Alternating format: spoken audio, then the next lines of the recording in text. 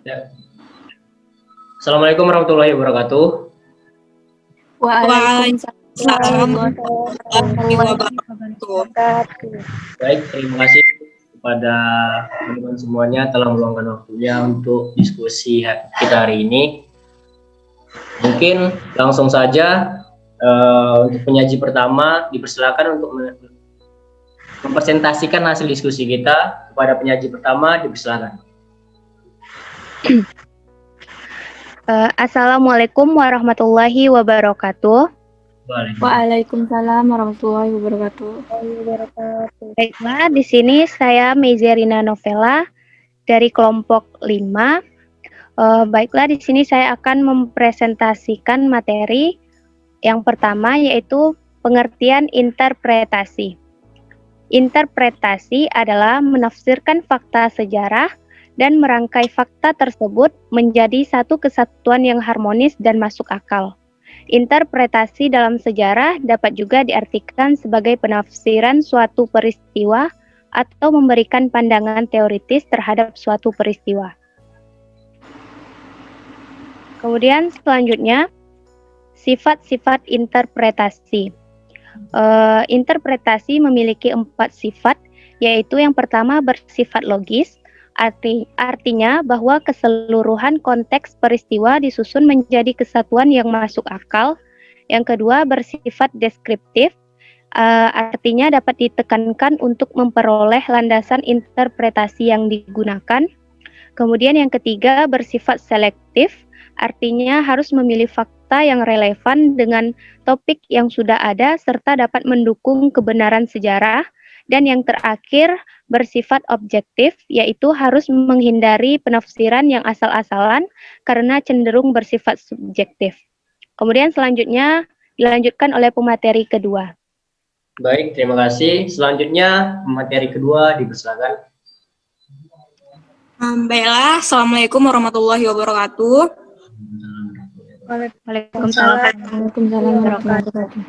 Baiklah, saya Rani Safila. Di sini saya merupakan penyaji kedua. Di sini saya akan melanjutkan materi dari pemateri pertama, yaitu yang selanjutnya tujuan interpretasi. Di mana tujuan interpretasi biasanya adalah untuk memberikan pengertian, tetapi terkadang tujuannya itu malah membuat kebingungan bagi para pembacanya.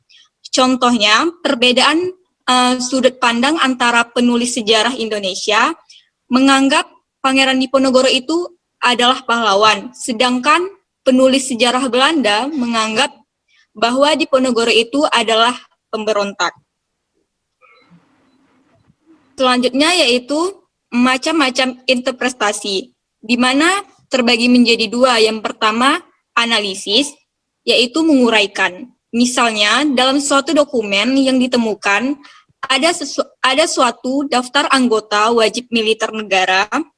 Dari daftar tersebut terlihat sejumlah nama yang menunjukkan kekhasan daerah-daerah yang berbeda. Nah, kemudian data tersebut dianalisis lagi bahwa anggota wajib militer ini terdiri dari beragam suku dan bangsa. Yang kedua yaitu sintesis, yaitu menyatukan. Dalam sintesis ini, beberapa data yang ada dikelompokkan menjadi satu dengan generalisasi konseptual. Misalnya, data tentang pertempuran, rapat, pergantian penjabat, pembunuhan, penurunan, dan lain sebagainya. Pengisentesian fakta bahwa telah terjadi revolusi. Baiklah, selanjutnya akan dijelaskan oleh pemateri ketiga. Baik, terima kasih. Selanjutnya pemateri 3 dipersilakan. Baiklah, Assalamualaikum warahmatullahi wabarakatuh. Perkenalkan, nama saya Tiatika. Saya akan melanjutkan materi dari Rani Safila, yaitu menghasilkan interpretasi yang baik. Untuk menghasilkan interpretasi yang baik, ada beberapa hal yang harus dimiliki oleh seseorang sejarawan, seperti keterampilan dalam membaca sumber. Keterampilan ini mencakup keterampilan dalam menafsirkan makna bahasa yang digunakan pada sumber, khususnya sumber tertulis. Misalnya, dokumen yang berbahasa Jawa kuno atau Belanda. Untuk dapat menginterpretasikan isi dokumen itu, seorang sejarawan harus mengetahui struktur bahwa Jawa kuno dan Belanda. Contohnya, seseorang peneliti menulis tentang peristiwa gempa yang melanda di Bantul, Yogyakarta.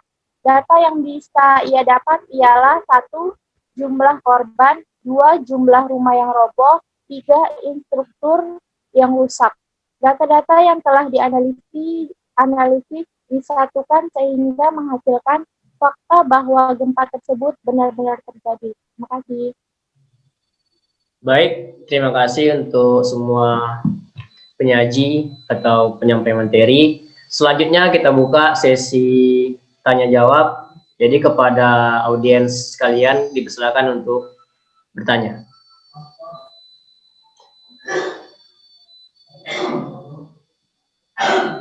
Izin bertanya, moderator. Ya, dipersilakan Lili Murtianti. Kenalkan, nama saya Lili Murtianti. Saya ingin bertanya, dalam menghasilkan interpretasi yang baik, tentu kita harus memiliki keterampilan dalam membaca sumber.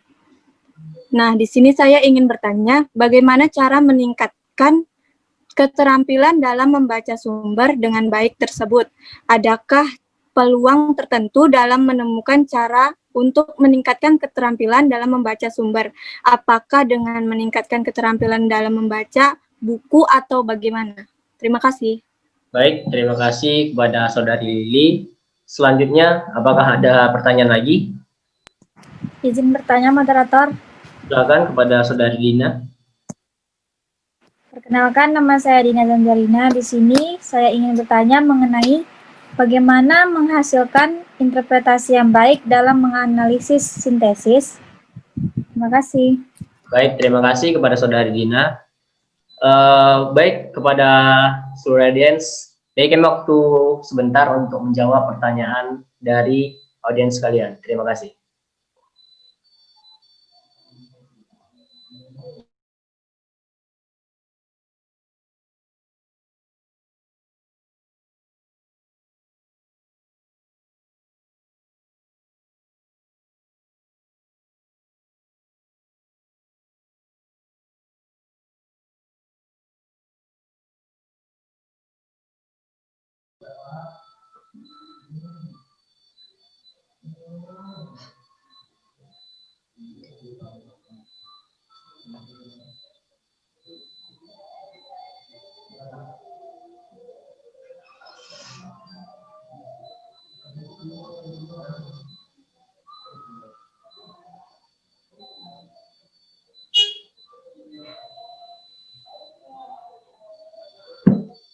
Baik, langsung saja kepada pemateri-pemateri, apakah sudah bisa dijawab?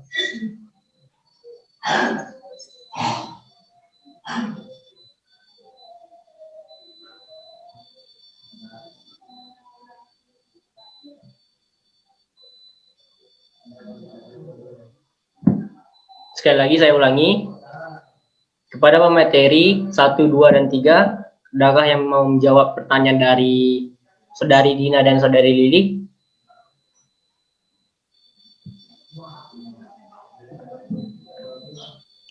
Izin menjawab pertanyaan moderator.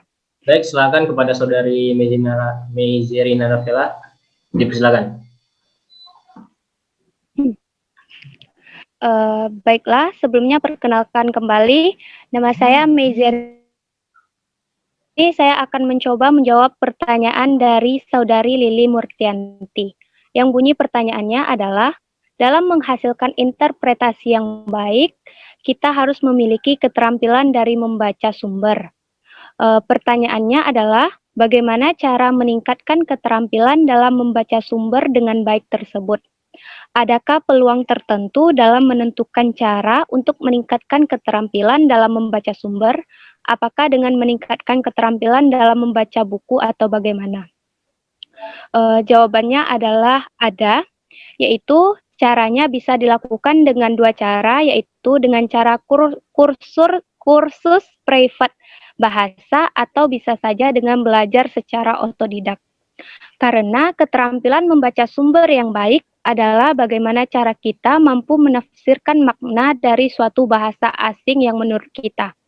Misalnya, jika kita mendapatkan sumber dari buku atau jurnal yang berbahasa Belanda, lalu ketika ingin menafsirkan sumber tersebut, tentunya terlebih dahulu kita harus belajar bahasa Belanda. Cara belajar bahasa Belanda seperti yang disebutkan tadi, yaitu bisa dengan kursus bahasa Belanda maupun belajar otodidak melalui internet. Sehingga keterampilan membaca sumber yang baik tidak lagi menjadi persoalan yang rumit. Sekian moderator. Baik, terima kasih. Bagaimana kepada Saudari Lili? Apakah jawaban dari Saudari Vela bisa dimengerti? Baik, saya mengerti atas jawaban dari Saudari Vela. Terima kasih. Baik, terima kasih.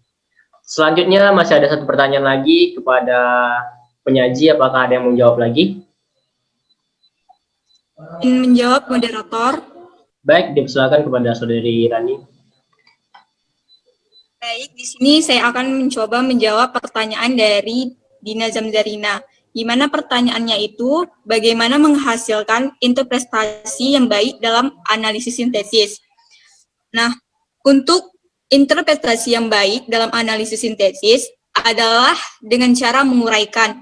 Artinya, seorang peneliti dituntut untuk menguraikan sumber dengan baik dan lengkap.